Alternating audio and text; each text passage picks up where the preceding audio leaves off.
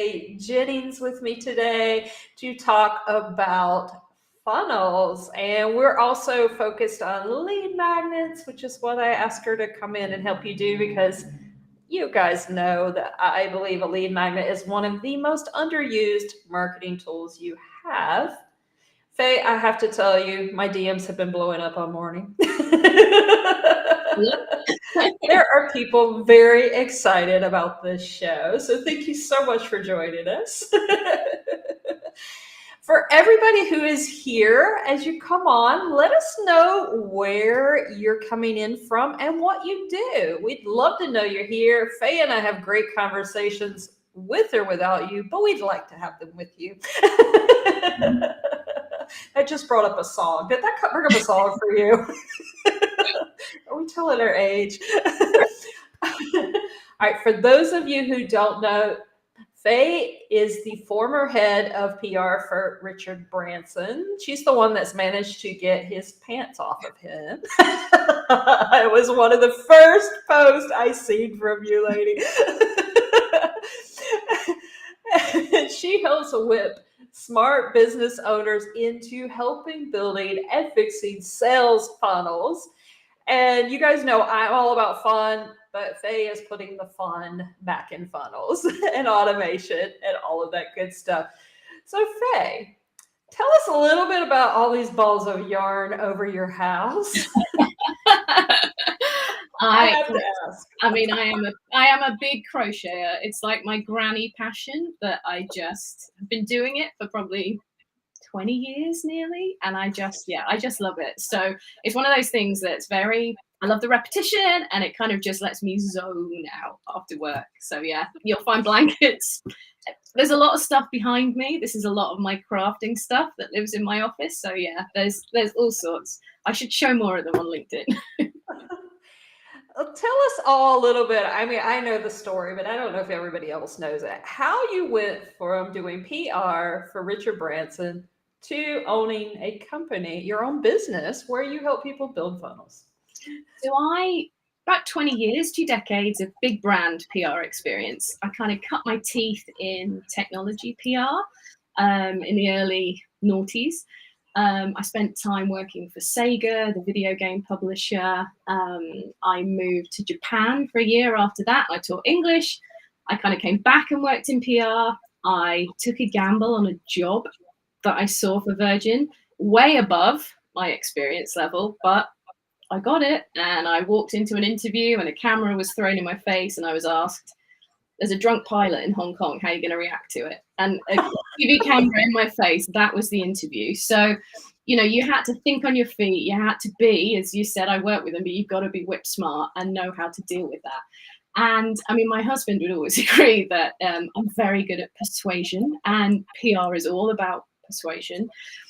But it came, kind of 3 years ago now, back at COVID. I just had my second child, my little boy, and I went back to my role. I was a director of comms at a not-for-profit government agency, and I was made redundant. I could see it coming, and you know what? It was a total blessing in disguise. And for me, it was the catalyst I needed. I've always wanted to work for myself. I come from a family of business owners and entrepreneurs, and I think they always thought it was really odd that I had this corporate career where they just totally doing their own thing and doing really well at it. And I was like, this is it. I've got to do it. I want to be around for the kids. I don't want to be commuting into London anymore. Everything was different, which I think when you're a parent, you do think differently. There's a different lens, but also on a level, not just the kids. It was like, I need more. And actually I had fallen a little out of love with PR. I wanted a bit more. I'd got to such a high level where I was sitting in SLT meetings trying to make decisions, and I was so far removed from the doing that I just felt really disconnected. So actually I wanted to go back to a passion, and a passion was writing. So copywriting made a lot of sense because it's all about psychology, it's all about persuasion. You're getting people to act, and not always sales. It might be just booking a call, or it might be downloading something. So I switched my skills to that, and that's really how I started just over 2 years ago. And then I kind of got more of an itch because I've always been a bit of a data geek. I like numbers and I like quantifying results. And that's when I discovered more. I was helping people write sales material, and that's where the funnel part of it came in, and building the tech behind the scenes. So suddenly I found myself with a business where I could kill two birds with one stone for clients. And it just kind of exploded because it wasn't just copywriting, it wasn't just funnels, it was marrying the two. And I think I just approach it from that very ick-free, sleaze-free approach, because I'm probably the most anti-Del Boy, anti-market trader, for anyone who's not from the UK watching, type of copywriter. Coaches are really slick and they're really eloquent, and the way they deliver their work is that sometimes you read sales pages and copy and you're like, this is just a terrible template. Right. It's awful. And that was everything I don't stand for. So yeah, it's led me here, meeting great people like you, and just really forming a really strong network of people who are just trying to do good things. Yeah, well, that's just it. I mean, I think that's what we connected over, was because I'm definitely, no ick, no cold pitching and DM, all that kind of stuff as well. And I think that was how we first connected, but yeah. but it was amazing. Hey, look, we've got lots of people joining us here. We have Miss Beth Ann Campbell and Alexander and Susan. Of course, David, my husband's here as well. We've got Dubai in the house, Virginia, New York. Oh, Vicky's here. Vicky, where are you from? And of course, Portugal in the house too, and the UK. We're getting all over. Everyone, if you're joining us, let us know where you're from and what you do, but also think about your questions coming up for Fay, me. We're having a conversation here. Join the conversation. Drop them in the comments. There is a little lag, just to let everybody know, on Restream with your comments coming through. So we will not be ignoring you, but sometimes we'll keep talking as we're letting them come through, just to let you guys know. And then we'll come back to them. But Fay, you talked about one thing that I know is on a lot of people's minds. We're going to jump right into this. And I know there's two reasons that my clients don't like. They're worried about either sharing their lead magnet too much, or it's just a fear for them in general. One is, yes, they're afraid they're going to annoy their people and share it too much. But then the other one, you mentioned tech. Most of them don't have it set up properly with a funnel because of the tech side of things. So they're scared of it. It feels complicated. It never happens. Talk to me about how you can help make that not happen, so that it's uncomplicated, it's easy, and they walk away feeling like I can do this, or I need Fay to help me with this. It's a great question, because it's the first funnel that most people will ever have in their business, is that way to try and pull people into the top and just get as many of the right people as you can in. And the tech can be really overwhelming, but I think that the thing to think about when you're looking at your tech stack, if you want to call it that, and the types of maybe products that you work with, is to try and just keep it lean to begin with. You don't have to go for an all singing, all dancing CRM platform. I work a lot with Active Campaign and ConvertKit. They can do amazing things. They can do simple things. It depends how much you want to use them. But you can go with something like MailerLite. That's what a lot of clients use who are, I think maybe you, yeah, I think you use that one too. I do. It's a great entry-level one that will allow you to build funnels. And you know what? So many of them have templates and frameworks. So quite often, yes, you need to have a bit of time to take yourself off for a few hours and know this is what you're going to try and do. And they will have something to walk you through it, because it is that first basic one. But it's really thinking about the steps you need to take. You need to create the lead magnet, and I guess we can talk about what makes a good one. You need to create it. You need to host it. For most people, that's Google Drive, Dropbox, video, could be Vimeo, the types of places you put them. Some kind of cloud drive. Exactly. Any cloud drive you're comfortable with. And then it's just about creating a form and a landing page. You direct people to it. They fill in their details, and that's the bit that links back into your funnel. So it does sound really overwhelming. I think we talk about it. I have a free workshop on my LinkedIn page which walks people through it, because we won't have time for me to dive into it, but can walk people through the steps and suggestions of tech to look at, maybe tech to not look at. But I would say, use the templates. If you're not ready to work with somebody, it is there. They have set it up, and most of them have amazing customer service. A lot of them sign up will give you a person to talk to and walk through it. You know, and some people worry, are they upselling? They're not. They genuinely want you to work really well with the software. So it's kind of about just going, either I really want to learn how to do it, or actually I want someone else to do it for me. But you probably have done it once, you can rinse and repeat it. This is what I tell all my clients with the funnels I build them. I'm like, I've done one, you know, I'm probably talking myself out of work. I'm like, you can duplicate that now and use that again. And that's the beauty of automation. You need new copy if you're launching something new, but you've got the funnel. So add more lead magnets, you know, but you're still using the same funnel structure. So it's kind of one hit to get you multiple results. Yeah, and I agree with that, because that's how I build out my funnels so quick now. I've got a good template going, and I have one set up as a template. I literally copy it. As you hit copy in the thing, it creates the whole thing over again, and you tweak it out for the new one once it's set up the way you want it. And freaking amazing how easy it can be. It really is all more of the brain monkeys in our head, guys. It really is. Yeah, Vicky says you took her tech pain away. And taught her, hopefully, so that she will know and feel much more confident. You know, I can do it now. I mean, you know, I'm always there for questions for clients. They know that, but they should feel that, okay, I understand why it's built that way. Now I know I can do it again. And that's the beauty of it. It really is. And I mean, you really dive deep into it. I help my clients set up funnels too, but not to the extent you do. I'm more like, okay, here's an outline of how to do it. You go do it, but you actually do it for them and then teach them how to do it. So we both got slightly different angles of coming from building the funnels, but it's important to marketing. If you don't have funnels, then you're not going to be getting those clients where you need to be. And I mean, another part of the funnel too that I see where people they'll build the lead magnet, they'll build the login page, maybe a thank you page. That's kind of sort of on a lot of people. But then they put them on their list and they don't email them anymore, which they go cold. Yeah. Just what we don't want them to do. Yeah. I mean, that's almost the worst. You know, you build your lead magnet, you need to set yourself up a welcome sequence. You know, you want to bring them into your world. You want to tell them about you. You want to ask them about them.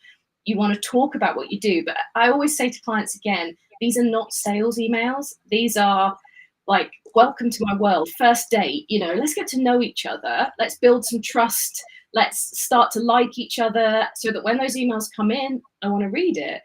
Then absolutely, you've got to commit to a regular cadence of communication. That doesn't mean 3 times a week you email them. It might be twice a month, but some form of regular communication, because then when it does come that you want to talk about a launch, talk about a new product, I could see someone saying, I feel seen. I mean, yes, I feel seen.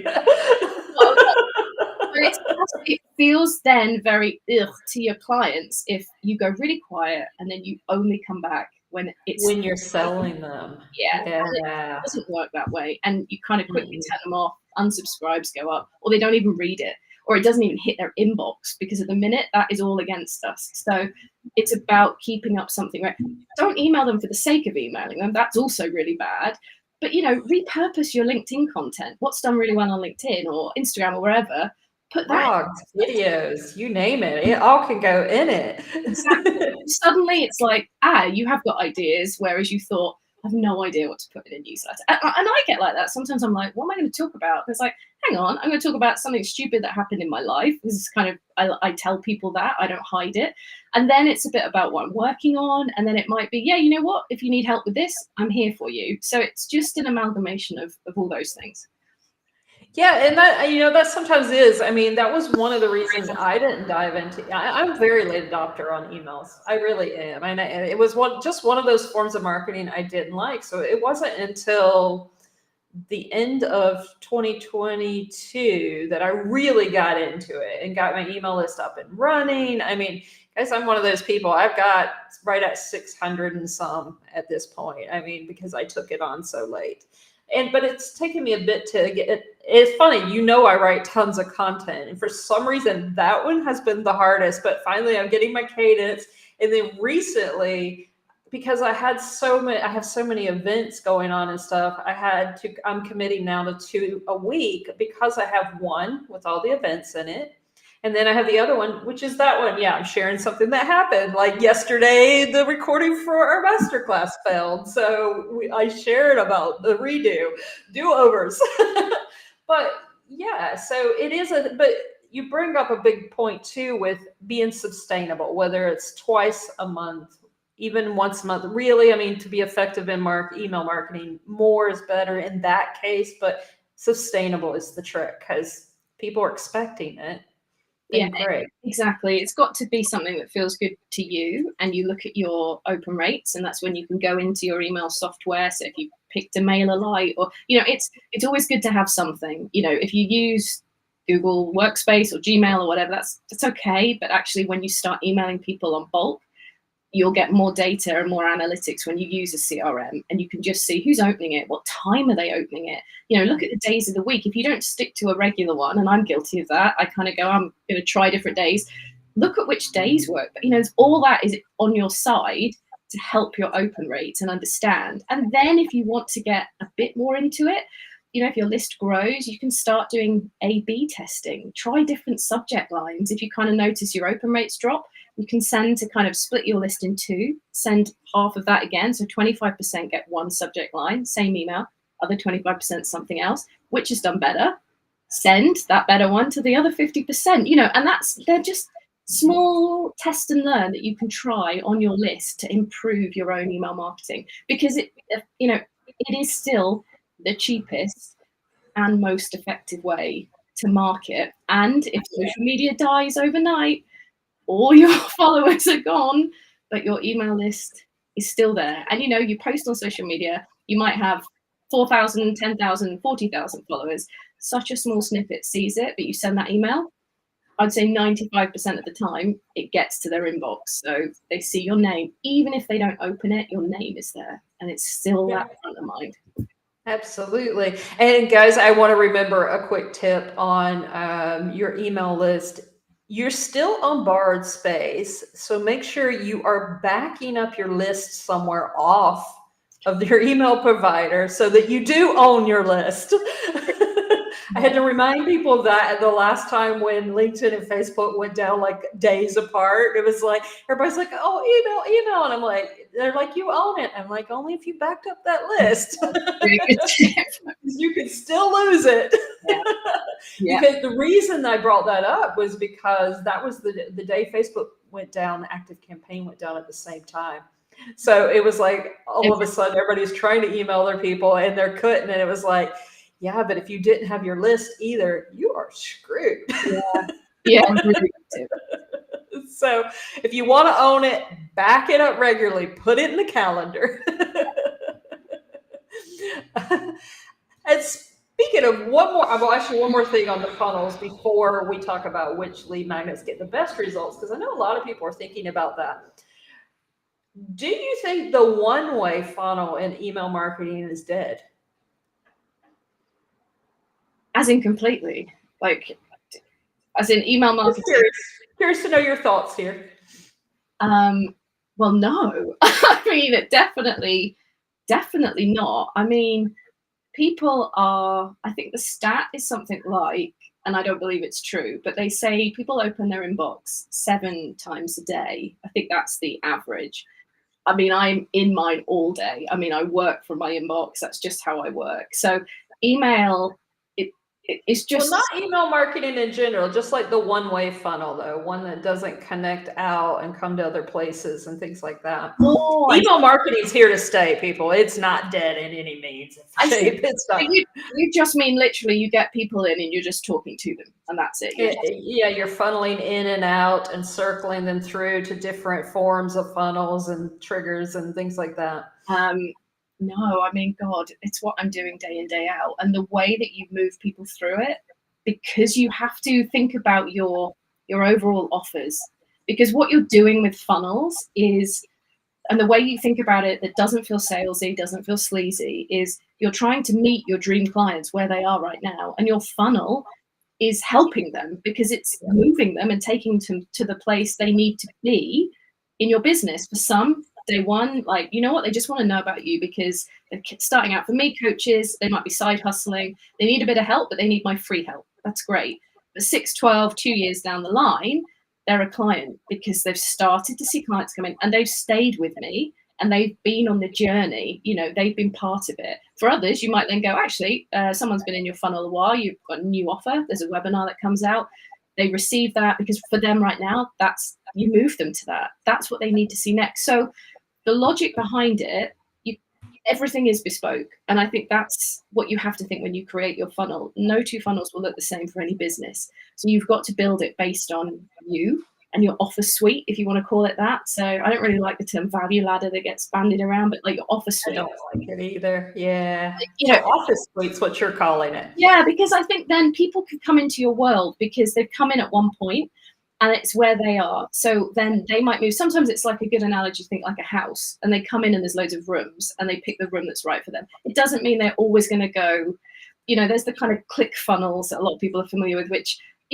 credit, amazing company, but the way that they push people through funnels is constantly upsell, upsell, upsell. Mm-hmm. We're all here to make money, but if that's your sole goal when you build a funnel, you'll feel quite sleazy and you'll just feel like it's pushing people all the time. And that can feel really uncomfortable. If that's not what you're like as a person, suddenly you're putting people in a funnel that is completely different to your personality. And that's where then you won't, it's just too much disalignment. It has to feel authentic to you. That's why they're all bespoke. And that's when they work, because you're not one person online, as you are, if you're like me, what you see is what you get. And then your funnel is like this sales machine. And it's just like, oh, no. Yeah, well, and don't get me wrong, Russell Brunson has done amazing things, but yeah, he's bro marketing, and that's the type of funnel ClickFunnels has built, and it's meant to do that. So it's understandable. We don't get along with that. I see Susan doesn't either. We've got Julia here as well, just joined us. But yeah, guys, where are you guys on funnels? What makes you excited to read somebody's emails? What makes you unsubscribe? Drop that in the comments for us while we're talking here about this, and let's see what makes you tick when it comes to reading emails. And then I'm going to ask you, Faye, we're going to jump back into what do you think are the best types of lead magnets to get the best results out of your funnels? Yeah, it's a really good question, because I think the days of people thinking it's really easy to grow an email list organically, so no paid ads, with here's 5 things to do to grow your business. Yes. That you've knocked up probably on ChatGPT, gone to Canva's AI tool, not going to cut it. Put it on Google Drive, and you just build it and they will come. Well, they won't come. And if they do come, it will sit in their inbox. They will never open it. And if they do, it's given them no value, and actually it's a bit done more damage. So when clients come to me, they've either got an idea, or they've got one, or they haven't got an idea at all. And if they haven't, we sit down and we talk about what do they want ultimately their client to do, like in the next 6 months. So we think short term, like where are they? So, is it a one-to-one high ticket offer? Is it a digital course? Is it a group program? Whatever it is, the lead magnet has to ladder up to that final thing. So then suddenly your brain can start going, okay, so if it's a course, give away a module. And some people are like, oh my God, it's a module. Right? If you get them and they're like, this is amazing, like I have learned something, I have gained something I can do in my business now, I need more of that. That is going to pull more people across into your course. Some right away, some kind of in a few months, because they'll stay on your emails and they'll hear more about it and they need a little longer to process it, depending on the price point. But you've created a lead magnet that makes sense. If it's like a one-to-one high ticket coaching offer, and you're like, well, what do I do? I'll often say to people, well, think about maybe doing something over 3 emails, and say it's a meditation or it's journaling prompts, or it's something that you coach. So there is a method that you use that will be unique to you, however you help your clients. Just simplify it slightly, but say there's 3 meditations, 3 audio files that people can download when they're on the dog walk and listen. They can have on when they're at home, when they're working, and they're hearing your voice. Or if it's a video, they're looking at you, because ultimately they're going to be coached by you.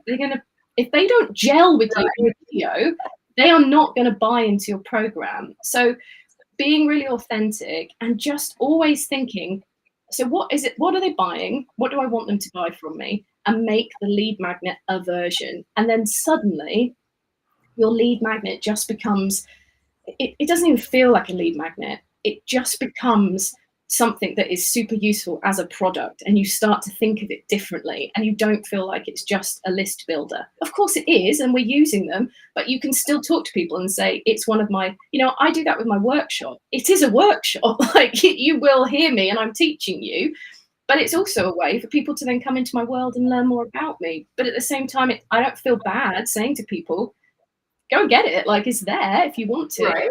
Try it. It might help you. You'll learn a lot more if you're coming at it from nothing. So they're the types that work.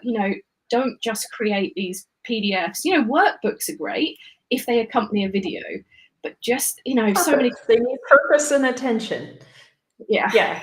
That makes sense, because the goal is to move people up into your paid stuff. So it has, that's why I always tell my clients too, it needs to be the next step in the bridge that's going to guide them forward. If not, and you miss a step, they fall through the crack. Exactly. And you've not really shown what you can do. If anything, you've just shown that you've just tried to create something for the sake of list building. And people now, compared to 10 years ago, are just really savvy.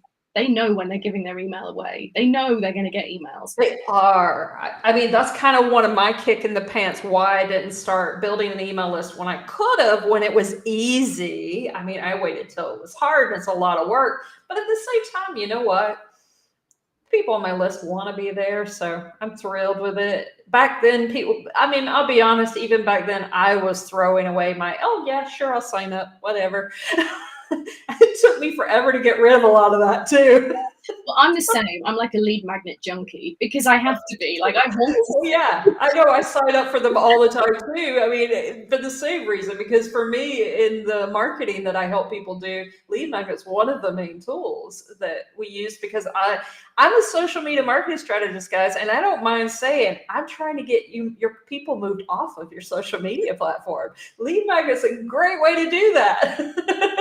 Yeah, absolutely. And you also made a really other good point that I also believe in as well, and that's keep it bite-sized, not overpowering, overwhelming. So break that up. If you break it up into 2 to 3 rather than just dump it all on them, because I signed up for somebody's the other day, and it was a 3-hour straight through masterclass in one go, and I was just like, Yeah, nobody has time for that. I even made it through, because I was like, okay, I can come back to it bit by bit, and I 5 minutes. That's it. I was like, no, I'm not doing it. My brain's not doing it. Break that stuff up. Yeah, you have to, and also, it kind of, when people are worried about, some clients, if I'm writing for them, it's different. If they're doing it themselves, they're like, oh God, I don't want to put in your welcome sequence. And I'm like, well, if you're doing more videos, you've 3 videos, that's 3 emails done. Yeah. It's the video talking a bit about it. Then you've got to think about 3 emails afterwards to talk about what you do, how you help, like social proof, all that good stuff you can pepper in it. But suddenly, I'm writing a sequence for someone now, and they've done a 4 video series, and that's 4 emails done. Exactly. So we've used that. So it's just, it's thinking about it differently. There's always other ways that you can approach it, still giving value. And I think that's the key. It's like, they've got to have a transformation. They've got to feel now at the end, there's something there that they really want. You might find less people sign up, but the people that do are there because they want to be there and they want to see what you've got. So it makes such a difference. It really does. Let's see what we've got going on in the comments. Susan says she likes inspiring personal transformation. She unsubscribes from negative, pushy sales all the time. David, when is too many? Now, I happen to know this because David brought this to me the other day. Yeah, he literally received 4 emails over the course of, I want to say it was like 5 or 6, because he's like, Heidi, he's like, have you ever seen anybody do this? And I had to go in, he's like, I'm looking at his thing. I'm like, you're kidding me. Literally 4 emails over the course of, I think it was about 5 hours. It was a lot, and it looked intentional. Yeah, I see that quite a lot. And if I'm honest, that is a back end funnel issue, because, and that just For me, that's just like the worst thing that can ever happen. When you build funnels, you can build rules that stop people. Okay, if that's a case of they're all different emails, that's just bad marketing because you're just over. Yeah, no, the one he had, it looked like it was intentionally done. Now, I have seen them whenever they trigger by accident, the whole funnel kind of dumps as one, and you can tell that that's an accident. You Yeah. can tell that something happened. The only time, yeah, I'd say the only time you send multiple emails is, and again, I would say never more than 2 in a day, is if you are running an offer and it's like cart close and it closes at say midnight that night. You would send one in the morning, or you usually kind of do 12 hours before, something like that. Say to people, hey, last chance, 12 hours to go. You might have a countdown if that's your thing. You don't have to. And you might send one a few hours before, like last chance, this is it, going. And that's really the only time. But at that point, those people know that they are receiving those emails. I would say I get on average, there's a few newsletters I might get 2 or 3 a week. And I'm interested in them. It's okay. But there's a lot I subscribe to that I get daily. And even that, I'm like, I don't have time. And I like reading newsletters. It's still too much for me. I definitely find with my client base, it feels like in the US, sending very frequent emails is far more common than it is in Europe. And I think there's, I definitely find European clients, it's like, I don't want to send, like 2 a week feels too much. Whereas my US clients are like, right, every day we're going to hit them after we've done something from a launch perspective. And it's like, okay, I always like a minimum 48 hours in between emails. Like people don't always open stuff straight away. And a lot of them are like, nope, daily, that's what we're doing. And for some, it's their bag. I'm like, okay, I've given you my advice, we'll do it. And we'll look at open rates and we'll analyze, because they will always start high and they will always get less. Everyone should expect that. That's just natural. Normal. Yeah, it's very normal. Yeah. Yeah, that's for me. I mean, whenever I run a launch, I do, okay, but people know they're in the launch cycle. Like I just finished the masterclass yesterday, and on the day of the masterclass, they do get 3 reminders, and I found it's effective. I tried it with less, and but it's short, sweet reminders with the Zoom link. It's not like an email. Yeah. It's just literally, here's the link, 1 hour to go. 15, okay, we've started now. But I've found from experience and testing that gets more people in their lives. So that's the reason I do that.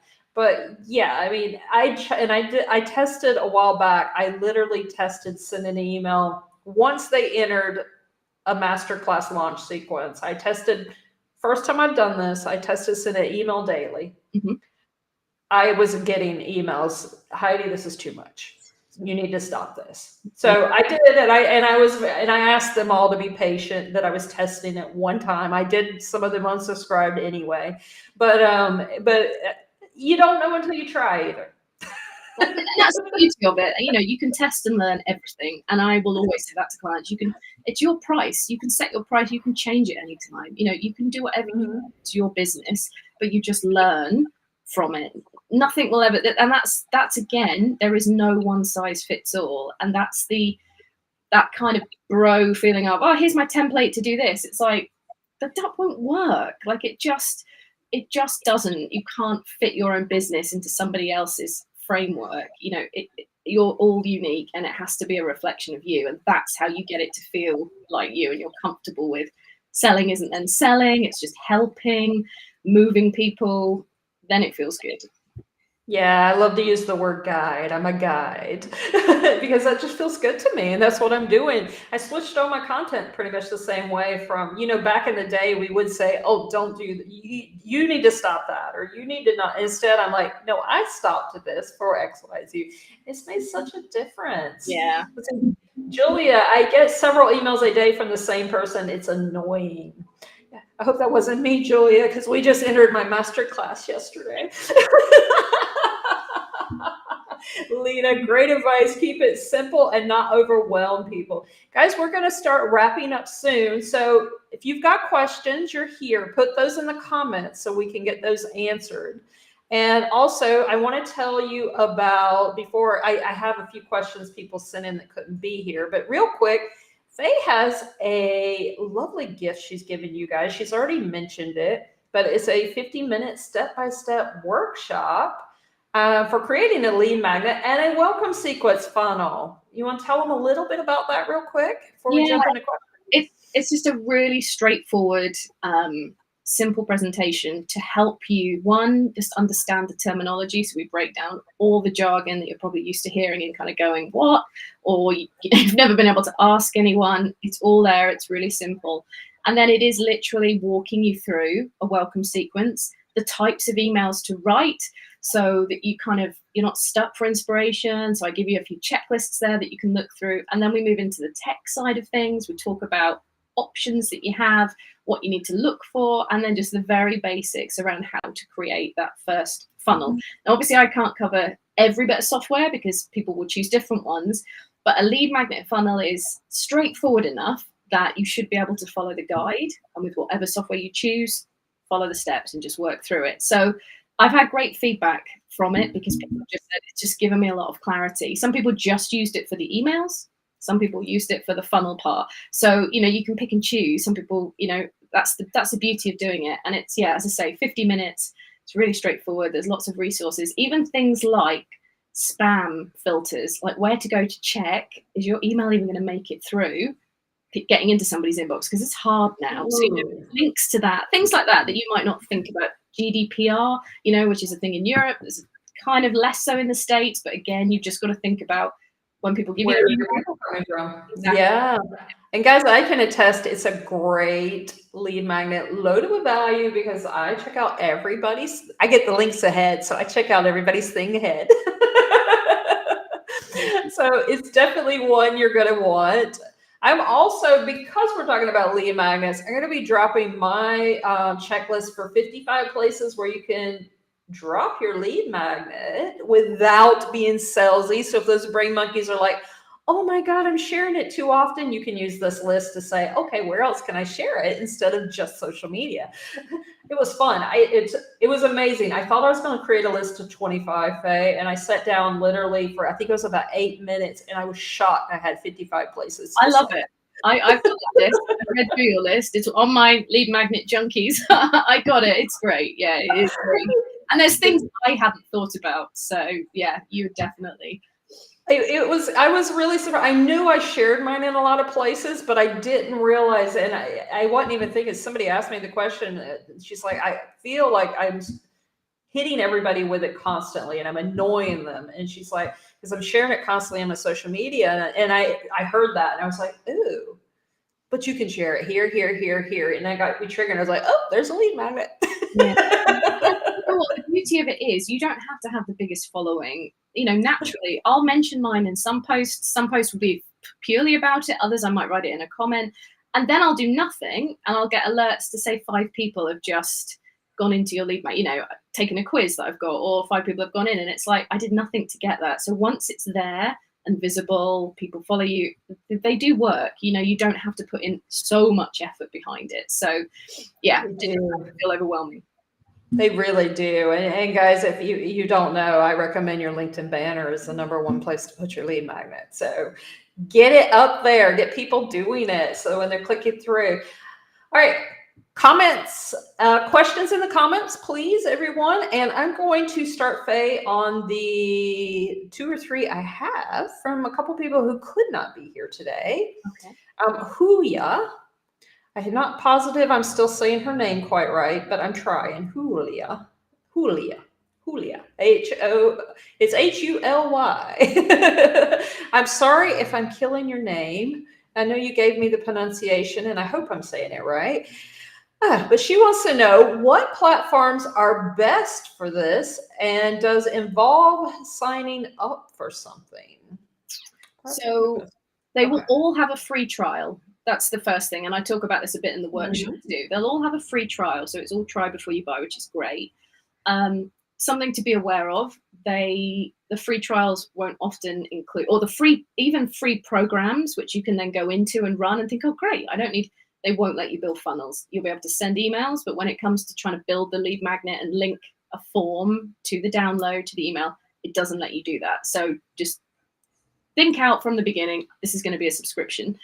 Something like ActiveCampaign or ConvertKit, their basic plan, which will totally do you for quite a few years as you're growing your list, is probably about £20, $26, $27 a month. So it's not a huge expense. The more you use it, obviously, the more value you get from it. I think MailerLite and things are a little cheaper. The one thing I will say to people with clients when they come in and they've not got a CRM, like an email funnel platform, is just think you can go with a slightly cheaper one. In a few years, you might have outgrown it, and then you need to migrate. It's not impossible.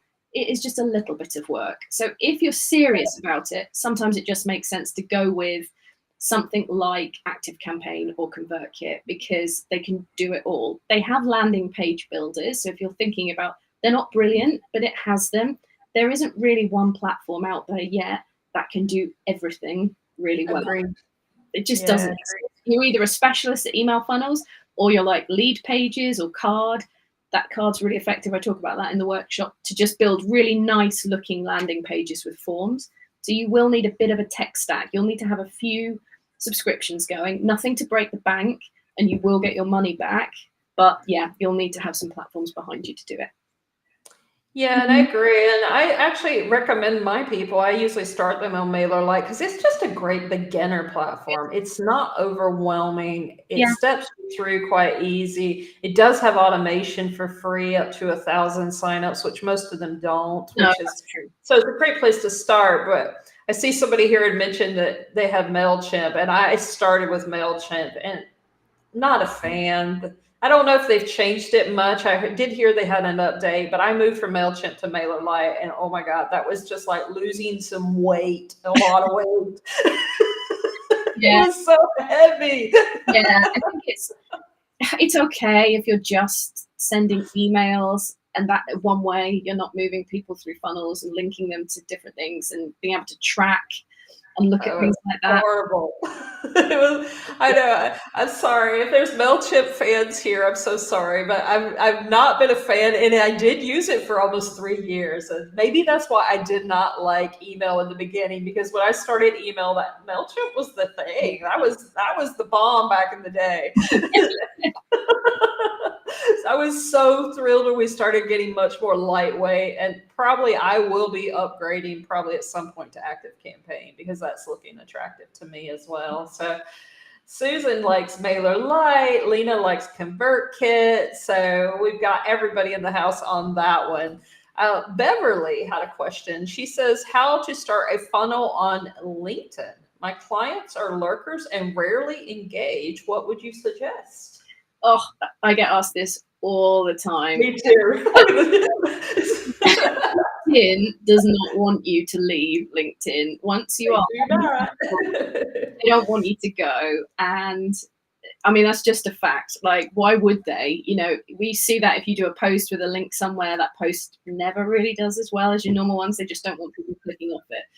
The thing I always say, and someone actually had DM'd me about this the other day, and I was like, the best way is just enticing people to join your newsletter list, look at a lead magnet, think about value that you can do, that you're taking there to build your list.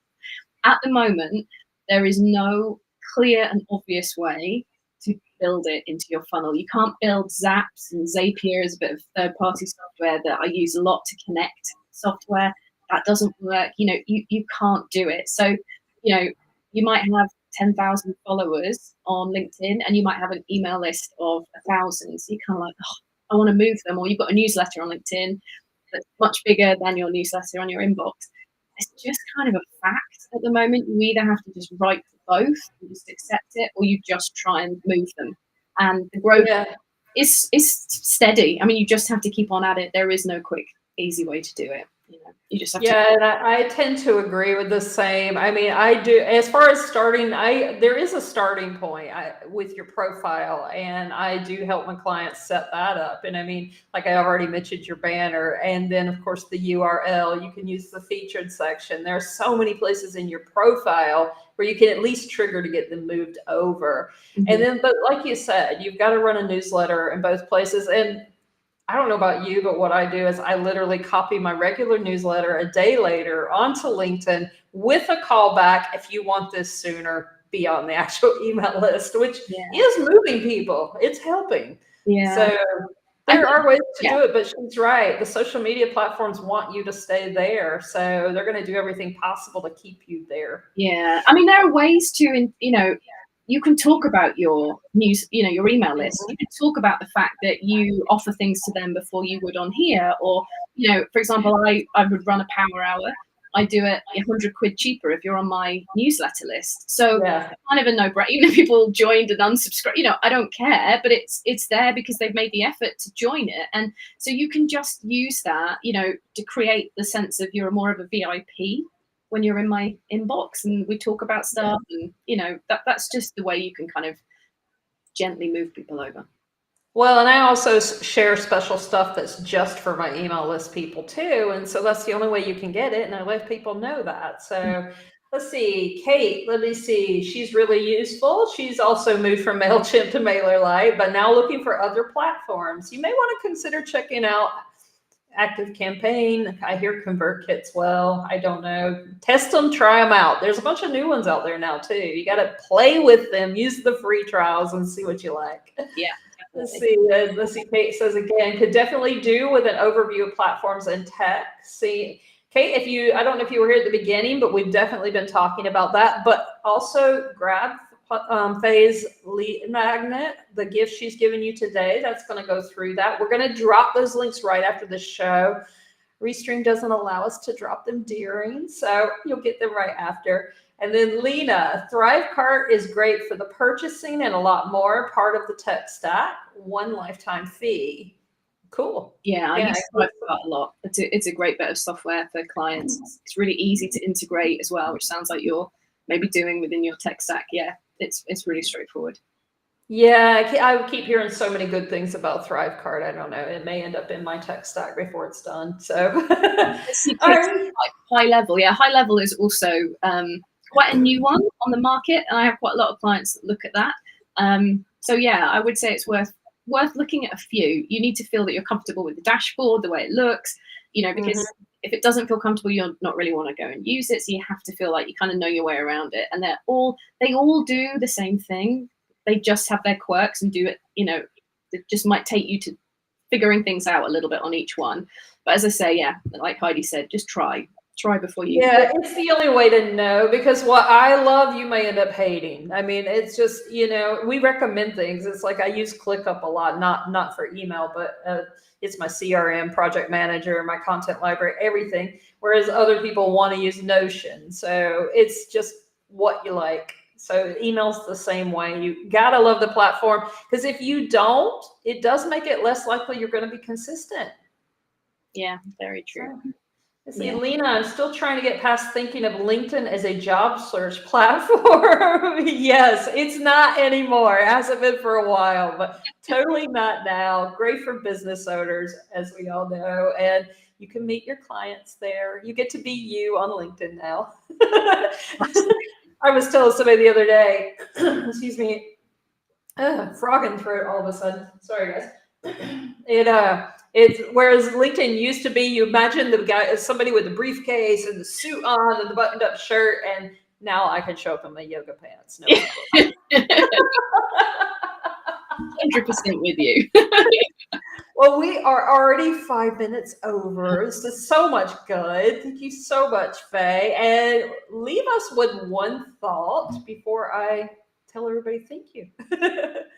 Okay, pearl of wisdom. So just get going. Like, don't let it hold you back. The fear of tech or copy. There is help out there. You'll have stuff to say, even if you don't feel like you do. When you sit down, just step away from your computer, like pen and paper. Just go back to like scribbling it out. Map out. Look at your offers. Like, just think through what it is you've got within your company that you're trying to promote or sell, and just work backwards and how you want to move people towards that. Suddenly you'll get clarity. It will feel a lot smoother, and you've worked out, you've mapped your funnel. Then it's just about building it. So yeah, just start there, and yeah, the world is yours. Amazing advice to leave us with. Fay, thank you so much for joining us today. Thank you, everyone, for your amazing comments and questions and bringing your energy. For those of you who couldn't join us live, #replay, drop your questions, your thoughts in the comments. Faye and I will drop back by and get those. We'll be dropping the links. Don't miss out on those. Those are going in under the replay when we're done. And next week on Thursday, we are going to be talking to Yana Drossler. She's a sales coach, mindset, all about sales mindset next week. So thank you so much, everyone, and we'll look forward to you next time.